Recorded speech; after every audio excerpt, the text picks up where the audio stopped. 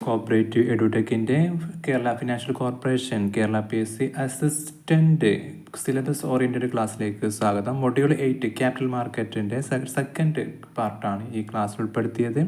First പാർട്ടിൽ IPO കുറിച്ച് പറഞ്ഞിരുന്നു. വാട്ട് ഈസ് IPO എന്നും അതിൻ്റെ പ്രധാനപ്പെട്ട ടേമുകളും അതിനുശേഷം റെഡ് ഹെറിംഗ് പ്രോസ്പെക്ടസും ഡ്രാഫ്റ്റ് റെഡ് ഹെറിംഗ് പ്രോസ്പെക്ട്സും എന്താ പറഞ്ഞിട്ടുണ്ടായിരുന്നു, പ്രത്യേകിച്ച് എടുത്ത് പറഞ്ഞിട്ടുണ്ടായിരുന്നു. പിന്നെ ഏതെല്ലാം കാറ്റഗറി വൈസാണ് IPO അപ്ലിക്കേഷൻസ് വരിക, QIB, NII സ്മോളും ബിഗും ഉണ്ടായിരുന്നു. പിന്നെ നോർമലി റീറ്റെയിൽ കാറ്റഗറി ഉണ്ട്. ഇതിനെ പുറമെ ഒരു ആങ്കർ ഇൻവെസ്റ്റർ കാറ്റഗറിയും അതുണ്ട്. അത് പ്രീ IPO പ്രോസസ്സിൻ്റെ ഭാഗമാണ് എന്ന് പറഞ്ഞിട്ടുണ്ടായിരുന്നു. ഇനി നമുക്ക് നോക്കേണ്ടത് what are the types of IPOൻ്റെ നോർമലി 4 വിധം. ഇതിലൊരു കാറ്റഗറി അല്ലെങ്കിൽ ഇതിൽ കോമ്പിനേഷനൊക്കെ ആയിട്ടായിരിക്കും IPO വരാറുള്ളത്. ഒന്ന് ബുക്ക് ബിൽഡിങ്ങും ഫിക്സഡ് പ്രൈസും ഓഫർ ഫോർ സെയിൽ OFS എന്ന് പറയാം, ഫ്രഷ് ഇഷ്യൂ. അങ്ങനെ ഏതെങ്കിലും കാറ്റഗറി വൈസോ അല്ലെങ്കിൽ normally fresh issue plus book building അങ്ങനെ കാണാറുണ്ട്. നോക്കാം ഓരോന്ന് എന്താണ്. ബുക്ക് ബിൽഡിംഗ് പ്രോസസ്സ് എന്ന് പറഞ്ഞാൽ അല്ലെങ്കിൽ ബുക്ക് ബിൽഡിംഗ് ഇഷ്യൂ എന്ന് പറഞ്ഞാൽ അവിടെ ഒരു പ്രൈസ് ഡിസ്കവറി മെത്തേഡാണ്. എന്ന് പറഞ്ഞാൽ ഒരു ഡിമാൻഡ് സപ്ലൈ ബേസിലാണ് പ്രൈസ് എന്ത് ചെയ്യണം, ഡിസ്കവർ ചെയ്യണം, അല്ലെങ്കിൽ പ്രൈസ് തീരുമാനിക്കേണ്ടതുണ്ട്. അപ്പോൾ എങ്ങനെ പ്രോസസ്സ് ചോദിച്ചാൽ ഒരു പ്രൈസ് ബാൻഡ് ഉണ്ടാവും. കഴിഞ്ഞ ക്ലാസ് സൂചിപ്പിച്ചിട്ടുണ്ടായിരുന്നു കൊച്ചിൻ ഷിപ്പ് യാർഡിൻ്റെ പ്രൈസ് ബാൻഡ് എത്രയാണെന്ന്. അതുപോലെ പ്രൈസ് ബാൻഡ് ഇപ്പോൾ 100 to 100 to 120 അല്ലെങ്കിൽ 120 to 135 ഒരു പ്രൈസ് ബാൻഡേ പറയുള്ളൂ. ആ പ്രൈസിനകത്ത് നിന്നിട്ട് വേണം ഇൻവെസ്റ്റർക്ക് എന്ത് ചെയ്യാൻ, ബിഡ് ചെയ്യാൻ. ഏറ്റവും ഉയർന്ന വില ബിഡ് ചെയ്താലാണ് എന്ത് ചെയ്യുക, കിട്ടാനുള്ള ചാൻസ് കൂടുക. അപ്പം അങ്ങനത്തെ ഒരു പ്രൈസ് ബാൻഡ് വെച്ചിട്ട് ഇൻവെസ്റ്റർ ബിഡിലൂടെ അതിൻ്റെ പ്രൈസ് ഡിസ്കവറി ചെയ്യുന്ന ഒരു പ്രോസസ്സ് തന്നെയാണ് എന്ത് നോർമലി ഇത് ഉണ്ടാവാറ് ബുക്ക് ബിൽഡിംഗ് ഇഷ്യൂ എന്ന് പറയുന്നത്. അങ്ങനെ ആ പ്രൈസ് ഡിസ്കവർ ചെയ്യുമ്പോൾ ആ പ്രൈസ് ആയിരിക്കും എന്ത് കട്ട് ഓഫ് പ്രൈസ് എന്ന് പറയുന്നത്. ഇതാണ് കോമൺ ഇന്ത്യൻ മാർക്കറ്റിൽ കോമൺ ആയി കാണാറുള്ള ഇതാണ്. നമ്മൾ കാണുന്ന എല്ലാ IPOകളും ഇത്തരം പ്രോസസ്സിലൂടെയാണ് വരാറുള്ളത്. മറ്റൊന്ന് ഫിക്സഡ് പ്രൈസാണ്. പണ്ട് 2000-നൊക്കെ മുമ്പ് ഇന്ത്യൻ മാർക്കറ്റിൽ ഉണ്ടായിരുന്ന സിസ്റ്റം ആയിരുന്നു ഫിക്സഡ് പ്രൈസ് ഇഷ്യൂ എന്ന് പറഞ്ഞാൽ ഫിക്സഡ് പ്രൈസാണ്. അത് ബുക്ക് ബിൽഡിങ്ങിനെ പോലെ പ്രൈസ് ബാൻഡ് ഒന്നും ഉണ്ടാവില്ല. ഒരു ഫിക്സഡ് പ്രൈസിൽ എന്ത് ചെയ്യേണ്ടി വരും, അത് ഓഫർ ചെയ്യും, പിന്നെ ആ പ്രൈസ് വെച്ച് അപ്ലൈ ചെയ്യേണ്ടി വരും. പഴയ സിസ്റ്റമാണ്. അതായത് 2000 മുമ്പ് ഫിക്സഡ് പ്രൈസിങ് ആയിരുന്നു. ഇത് ഇന്ന് റയറാണ്, ഇല്ല എന്ന് തന്നെ പറയാം. വേറൊരു മെത്തേഡ് ഓഫർ ഫോർ സെയിലാണ്, OFS എന്ന് പറഞ്ഞാൽ അവിടെ ഒരു ഫ്രഷ് ഇഷ്യൂ ഇല്ല. എന്ന് പറഞ്ഞാൽ no fresh capital, existing share എടുത്ത് കൊടുക്കുകയാണ്. അതായത് പ്രൊമോട്ടറുടെ കയ്യിൽ നിലവിലുള്ള ഷെയർ ആർക്ക് സെല്ല് ചെയ്യാണ്, ഇൻവെസ്റ്റർക്ക് സെല്ല് ചെയ്യാണ്. അതായത് പിന്നെ കമ്പനിക്ക് പ്രത്യേകിച്ച് മെച്ചമൊന്നുമില്ല, പക്ഷേ ആരുടെ കയ്യിലേക്ക് ക്യാഷ് വരും, പ്രൊമോട്ടർ കയ്യിലേക്ക് ക്യാഷ് വരും. എന്ന് പറഞ്ഞാൽ company do not receive IPO proceeds. കാരണം എന്താണ്, ഷെയർ ക്യാപിറ്റൽ ചേഞ്ച് വരുന്നില്ല. ഉള്ള ഷെയർ ക്യാപിറ്റൽ ഒരു ഭാഗം പ്രൊമോട്ടർ എന്ത് ചെയ്യാണ്, പബ്ലിക് നൽകുകയാണ്, അതിന് ക്യാഷ് കിട്ടും IPOയിലൂടെ. ജസ്റ്റ് ട്രാൻസ്ഫർ ഓഫ് ഓണർഷിപ്പ്, അതാണ് OFS എന്ന ഓഫർ ഫോർ സെയിൽ. മുമ്പ് LIC, HDFC, AMC ഒക്കെ ഇതായി ചെയ്തിട്ടുണ്ടായിരുന്നു. അത് ഫ്രഷ് ഇഷ്യൂ ഉണ്ടായിരുന്നില്ല, ജസ്റ്റ് ഓഫർ ഫോർ സെയിൽ. അത് നമുക്ക് കാണാൻ പറ്റാവുന്നതാണ്. വേറൊന്ന് ഫ്രഷ് ഇഷ്യൂ ആണ്. ഫ്രഷ് ഇഷ്യൂ എന്ന് പറഞ്ഞാൽ പിന്നെ എന്താണ്, പേര് സൂചിപ്പിക്കുന്നത് പോലെ തന്നെ ന്യൂ ഷെയർ ഇഷ്യൂ ചെയ്യാണ്. Company create new share. അപ്പോഴാണ് കമ്പനിക്ക് എന്ത് ചെയ്യുക, ഫണ്ട് കിട്ടുക. Fund go to the company use. അതായത് കമ്പനിക്ക് ആ ഫണ്ട് ഉപയോഗിച്ച് എക്സ്പാൻഷൻ നടത്താം, ഡെപ്റ്റ് റീപേയ്മെൻറ്റ് ചെയ്യാം. അല്ലെങ്കിൽ ഇതിനൊരു വിഷയം എന്താ ചോദിച്ചാൽ ഡയലൂഷൻ ഓഫ് ഇക്വിറ്റി. എല്ലാ IPO ഡയലൂഷൻ തന്നെയാണ്, ഇക്വിറ്റി ഡയലൂഷൻ തന്നെയാണ്. കാരണം കമ്പനി അതുവരെ പ്രൊമോട്ടർ കമ്പനിയുടെ കയ്യിലുണ്ടായിരുന്ന ഷെയർ പിന്നെ ആർക്ക് പോവുകയാണ്, പബ്ലിക്കിന് പോവുകയാണ്. അപ്പോൾ അവർക്ക് ഒന്ന് ഓണർഷിപ്പ് കിട്ടുകയാണ്. അപ്പോൾ അതാണ് ഡയലൂഷൻ ഓഫ് ഇക്വിറ്റി എന്ന് പറഞ്ഞാൽ. ഇൻക്രീസ് ടോട്ടൽ ഷെയർ ക്യാപിറ്റൽ എന്നത് ഫാക്റ്റ് ആണെങ്കിലും ഡയലൂഷൻ അവിടെ എന്ത് ചെയ്യും, സംഭവിക്കുന്നുണ്ട്. ഇപ്പോൾ സൊമാറ്റോ കുറച്ച് മുമ്പ് വന്നൊരു IPO ആയിരുന്നു. അവരൊക്കെ ചെയ്തത് എന്തായിരുന്നു, ഫ്രഷ് ഇഷ്യൂ കൂടെ ഉൾപ്പെടുത്തിയിട്ടുണ്ടായിരുന്നു. അപ്പോൾ ഇങ്ങനെ 4 വിധം എന്തുണ്ട് IPO ടൈപ്പുകളുണ്ട്. ബുക്ക് ബിൽഡിംഗ്, പ്രൈസ് ബാൻഡുള്ള പ്രൈസ് ഡിസ്കവർ ചെയ്യുന്ന ടെക്നിക്ക്, ഫിക്സഡ് പ്രൈസ് എന്ന് പറയുമ്പോൾ നിലവിലില്ലാത്ത മുമ്പുണ്ടായിരുന്ന ഒരു ഫിക്സഡ് പ്രൈസിന് ഓഫർ ചെയ്യുന്ന ടെക്നിക്ക്, ഓഫർ ഫോർ സെയിൽ എന്ന് പറയുമ്പോൾ നോ ന്യൂ ഇഷ്യൂ അല്ല, not creating new share, existing share എടുത്തിട്ട് എന്ത് ചെയ്യണത്, പബ്ലിക്കിന് സെല്ല് ചെയ്യുന്നത്. അതുകൊണ്ട് കമ്പനിക്ക് മെച്ചമുണ്ടാവില്ല, പ്രൊമോട്ടർക്ക് എന്ത് ചെയ്യും, അതിൻ്റെ ക്യാഷ് കിട്ടും. പിന്നെ ഫ്രഷ് ഇഷ്യൂ എന്ന് പറയുമ്പോൾ new share are issued, company raise fresh capital. കമ്പനിക്ക് പുതിയ ഫണ്ട് കിട്ടുകയും ചെയ്യും. ഇവിടെ ഓർക്കേണ്ട കുറച്ച് ഇമ്പോർട്ടൻറ്റ് ഗൈഡ് ലൈൻ സെബിൻ്റെ എന്ന് പറയുന്നത് IPO must be listed within 6 working days of issue closing. ഇത് പുതിയൊരു ക്വസ്റ്റ്യൻ ചോദിക്കാനുള്ള ചാൻസ് ഉള്ള ഒരു ഏരിയ ആണ്. നിലവിൽ IPO പ്രോസസ്സ് നടത്തേണ്ടത് മുമ്പ് T+6 ആയിരുന്നു. ഇന്നത് എന്താക്കിയിട്ടുണ്ട്, ചുരുക്കിയിട്ടുണ്ട്, T+3 ആക്കിയിട്ടുണ്ട്. എന്ന് പറഞ്ഞാൽ IPO ക്ലോസ് ചെയ്താൽ 3-ാം ദിവസം അതെന്ത് ചെയ്യണം, ലിസ്റ്റ് ചെയ്തോളണം എന്നാണ് കണക്ക്. ഇപ്പോൾ മുമ്പേ സൂചിപ്പിച്ചിട്ടുണ്ട് 6 days ആണ് എന്ത് IPO പ്രോസസ്സ് എന്ന് പറഞ്ഞത്. അതിൽ ആദ്യത്തെ 3 ദിവസം എന്താണ്, അപ്ലിക്കേഷനാണ്, അപ്ലൈ ചെയ്യാനുള്ള സമയമാണ്. അപ്പോൾ ഒരു എക്സാമ്പിൾ പറയുമെങ്കിൽ തിങ്കൾ, ചൊവ്വ, ബുധൻ 3 ദിവസത്തിനകം ആ പ്രൈസ് ബാൻഡിൽ എന്ത് ചെയ്യാം, നമുക്ക് അപ്ലൈ ചെയ്യാം, അതിൻ്റെ സമയം. ഇനി വ്യാഴം, വെള്ളി, ശനി, ഞായറും കൂട്ടില്ല, വർക്കിംഗ് ഡേ അല്ല. പിന്നെ തിങ്കളാഴ്ച എന്ത് ചെയ്തോളണം, അത് ലിസ്റ്റ് ചെയ്തോളണം. അതാണ് വിത്തിൻ T+3 എന്നാൽ IPO ക്ലോസ് ചെയ്താൽ 3-ാം ദിവസം മാർക്കിലെത്തണം. അപ്പോൾ 3 ദിവസം എന്തിനാണ് ചോദിച്ചു കഴിഞ്ഞാൽ ആദ്യത്തെ 3 ദിവസം അപ്ലൈ ചെയ്യാൻ, അത് കഴിഞ്ഞാൽ ഫസ്റ്റത്തെ പിന്നെ 4-ാം ദിവസം അതിൻ്റെ ഇനി എന്താ പറയുക, ഇതിൻ്റെ ഇഷ്യൂ ആണ്, അതായത് അലോട്ട്മെൻ്റ് ആണ്. കിട്ടാത്തവർക്ക് അത് റീഫണ്ട് ചെയ്യും. 5-ാം ദിവസം അത് റീഫണ്ട് ചെയ്യും. കിട്ടിയവർക്ക് എന്ത് ചെയ്യും, അവരുടെ ഡിമാറ്റിലേക്ക് ആ ഷെയർ പോവുകയും ചെയ്യും.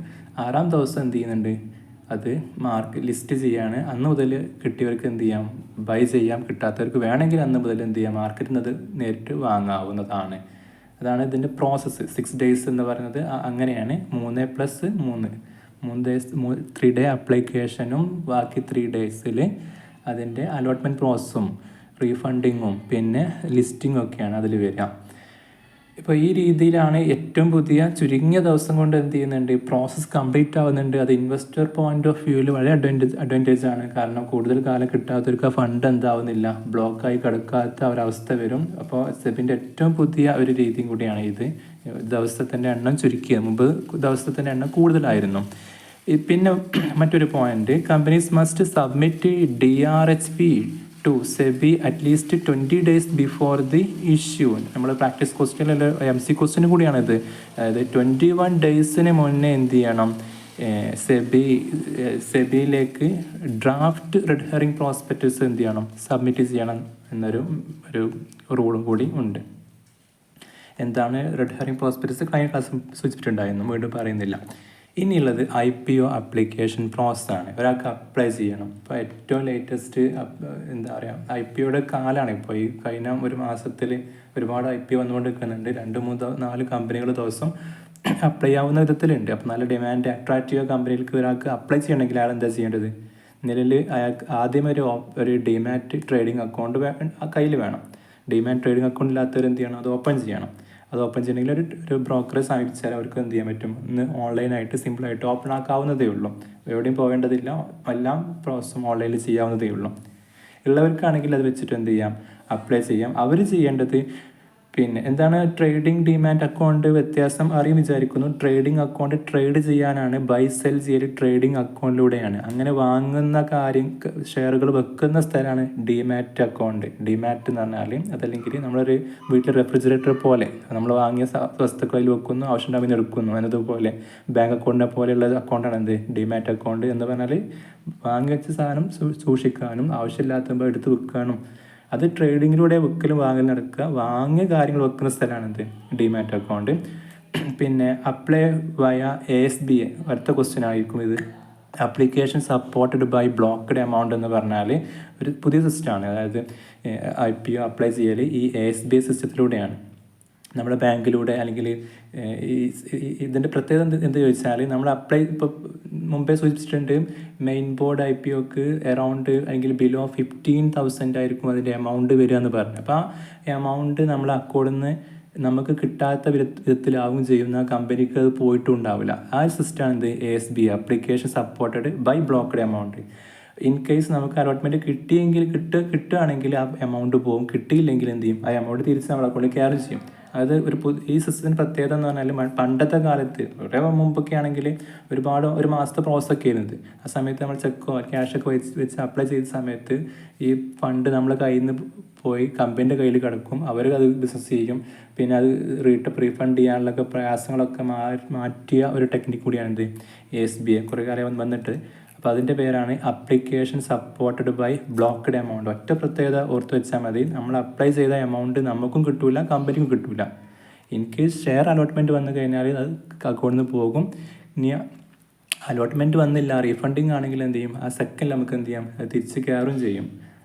അതാണ് ASBA എന്ന application supported by blocked amount. മറ്റൊന്ന് bidding during IPO period. Bidding during IPO period എന്നാൽ മുമ്പ് സൂചിച്ചല്ലോ 3 ഡേയ്സിൽ നമുക്ക് എന്ത് ചെയ്യാം, അത് അപ്ലൈ ചെയ്യാം. അപ്പോൾ നമുക്ക് മുമ്പേ ന്യൂസ് കിട്ടും, ഇന്നത് കമ്പനീൻ്റെ IPO വരുന്നുണ്ട്, ഇന്ന ദിവസങ്ങളിലാണ് എന്ന് പറഞ്ഞിട്ട്. ആ സമയത്ത് നമുക്ക് എന്ത് ചെയ്യാം, അപ്ലൈ ചെയ്യാം ആ 3 ഡേയ്സിൽ. അതാണ് bidding during the IPO period. Apply ചെയ്തവർക്ക് എന്ത് ചെയ്യും, വിത്തിൻ 3 ഡേയ്സിൽ പിന്നീടുള്ള 3, അതായത് 6th ഡേയിൽ എന്ത് ചെയ്യണം, ആ പ്രോസസ്സ് കംപ്ലീറ്റ് ആക്കണം, അല്ലെങ്കിൽ ലിസ്റ്റിംഗ് നടക്കണം. അപ്പോൾ പിന്നെ എന്ത് ചെയ്യും, അലോട്ട്മെൻറ്റ് വരും, നമ്മൾ അപ്ലൈ ചെയ്യും, അതിൻ്റെ ബേസിൽ അലോട്ട്മെൻറ്റ് വരും. ലോട്ടറി മെത്തേഡ് ആയിരിക്കും മുമ്പ് പറഞ്ഞിട്ടുണ്ട്, അതായത് അപ്ലിക്കേഷൻ കൂടുതലാണെങ്കിൽ ലോട്ടറി മെത്തേഡ് വഴിയായിരിക്കും എന്ത് ചെയ്യുക, അലോട്ട്മെൻറ്റ് നടക്കുക. അപ്പോൾ കിട്ടി എന്ന രീതിയായിരിക്കും അത് വരിക. പിന്നെ ലാസ്റ്റ് സ്റ്റെപ്പ് 6th ഡേയിൽ എന്താവുന്നു, അതെങ്കിൽ T+3 എന്താവുന്നത്, ലിസ്റ്റിംഗ് സംഭവിക്കുന്നു. ഇനി 3 സാധ്യതകൾ ഇവിടെ ഉണ്ട്. കമ്പനിയെ സംബന്ധിച്ചിടത്തോളം ഓവർ സബ്സ്ക്രിപ്ഷൻ അലോട്ട്മെൻറ്റ് ഉണ്ടാവാം, അല്ലെങ്കിൽ എന്താ പറയുക, സബ്സ്ക്രിപ്ഷൻ സ്റ്റാറ്റസ് എന്തൊക്കെയാവാം.